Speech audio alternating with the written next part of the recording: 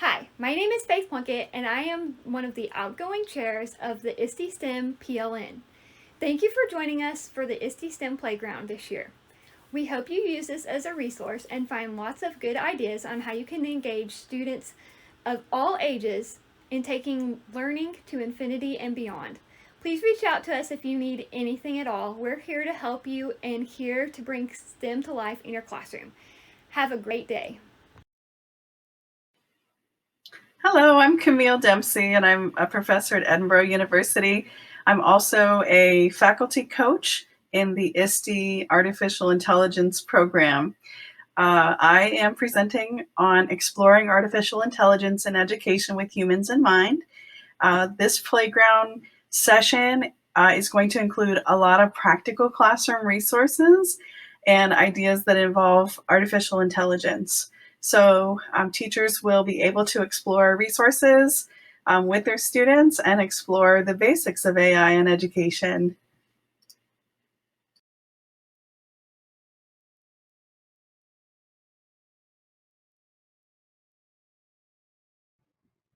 Hi, my name is Dr. Raina Friedman, and I'm really excited to be diving into STEM with digital science notebooks in an elementary classroom. During my brief session, I will be showing how I made the shift to digital science notebooks to engage students in STEM learning activities. Project-based learning, design thinking, and learning experiences that encourage students' curiosities can all be packed into one digital notebook. Participants will see examples of two digital science notebooks, one on populations and ecosystems and one on states of matter. Join me to see some fun science notebooks that can engage your elementary students. Welcome to the ISTE 2021 STEM Playground. We are so excited that you are interested in learning about debugged and why it's time to include all students in coding. So join our coding team of Leanne Husk, Christy McDonald, and myself, Susie Blackstein Adler, as we share the curriculum and materials that we've developed to address current barriers in coding applications. We'll share why we believe that all kids can code and why it's important to include students who have significant learning challenges in coding instruction. We'll explain the UDL approach we're taking to develop curriculum and instructional materials, as well as student learning materials that support inclusion. And finally, we'll share the freely available and fully accessible software interface being developed so that students who have sensory, cognitive, and physical challenges can participate in coding. Please drop by and see what we're up to and share your experiences in supporting all students in coding instruction. Hello everyone, my name is Dr. Ifat Zaidan Khatoon, and I'm currently serving as the Director of General Education and Program Director of Masters of Interdisciplinary Studies at the Online and Professional Studies Division at California Baptist University. I am thrilled and blessed to be here with you today at the STEM Playground to hopefully get you excited about exploring science at the very, very tiny scale, at the nanoscale. I come to you today with my background to share my background in nanotechnology, where I was a part of a team that worked on developing very unique and sensitive sensors that we would employ to detect diseases very early on, and using markers that are indicative of that disease. But when those markers are at very, very low amounts or concentrations in the body, um, currently used tools cannot detect them. But when you explore science at the nanoscale and use the advantages that that science provides, you can develop tools that are very sensitive that would allow for early disease detection. And imagine what could happen. Doctors could intervene early on, save the patient's life by introducing medications and treatments early on. So that's where my background in nanoscience comes from. But I'm here to share that insight with you and to introduce you to the nanoscience field while also shedding light on how this unique field is different from science at the larger scale, which is the macro scale. It's the science that we call macro science. So science at the nanoscale is very unique and it's different. And I will also give examples on how this field has improved various aspects of medicine, of engineering, of aviation, of material science, and many, many more.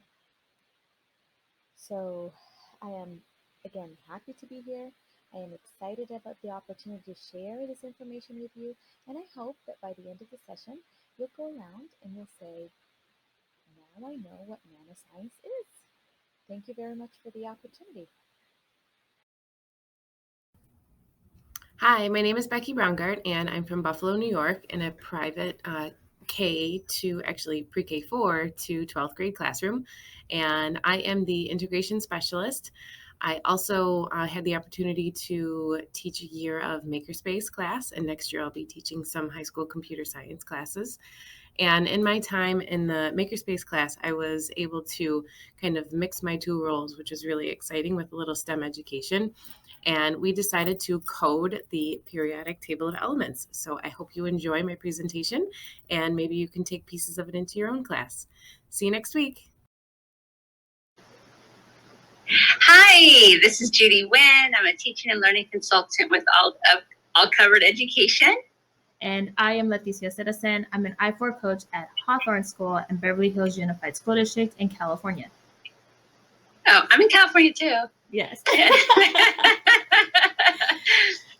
And so we're so excited that you should spend time with us as we take a look at 3D quilt codes. And yeah. So this lesson was inspired by Dr. Natrice Gaskins, who is an artist who uses artificial intelligence to create her art. And so she wrote a lesson on 3D quilt coding and the cipher, something similar to that. And we applied this lesson. And Leticia, why don't you explain how we applied it? So what we did was we actually met with a group of middle school girls online in the Inland Empire here in California. And we actually walked the students through exploring the past implications of why am I losing my words? The Underground Railroad. There we go. Mm-hmm. Underground Railroad, and how like there is a legend that coding was used, or special symbols were used in quilts to lead the enslaved as they were escaping away. And so we want to share that with you, how we go through that whole entire process. And then in turn, Judy, afterwards. We led this, so we applied this as per the lesson that Dr. Natrice Gaskins wrote. We had the students create a code that represented their personality or what they were going through.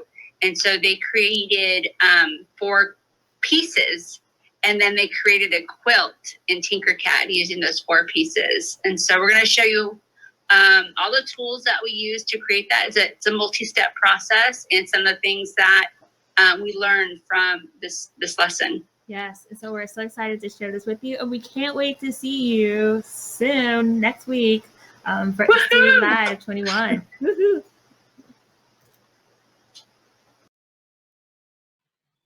Hi, my name is Melinda Kalk. I am the editor of Creative Educator magazine and one of the owners of Tech for Learning, where I head up the professional development team in leading workshops on project-based learning, creativity, and digital age literacy.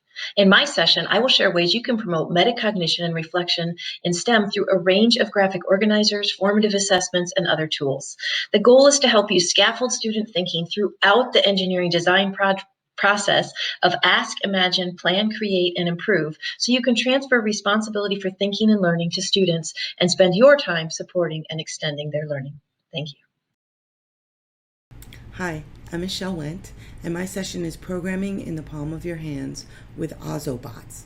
Ozobots are tiny little robots that have sensors on them, and we can program them using markers and paper, or we can program them on devices such as iOS devices, Chromebooks, PCs, using a programming language called Ozoblockly, which is drag and drop programming. We can integrate programming into every subject area, including science, social studies, and language arts. There's an entire database of lessons for you to access across grade levels, and our students are going to learn sequential thinking, they're going to learn programming syntax, and debugging techniques, all while they're playing mazes and playing games and creating their own mazes and games. So I really hope you join me. It's a lot of fun and definitely integration friendly to all subject areas.